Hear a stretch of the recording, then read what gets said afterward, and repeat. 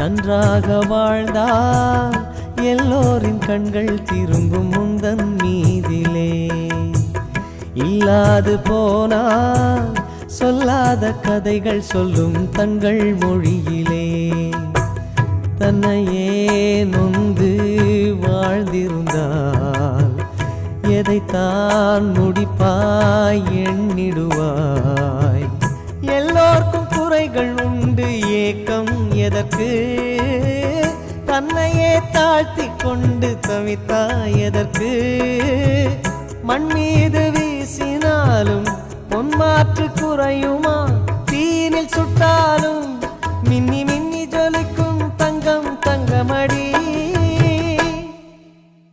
ஒரு சுந்தரி வந்தாளாம், நல்ல அந்தியில் பூத்திடும் பூ போல பூ பந்து அடிச்சாளாம். துள்ளி துள்ளி குதிக்கிற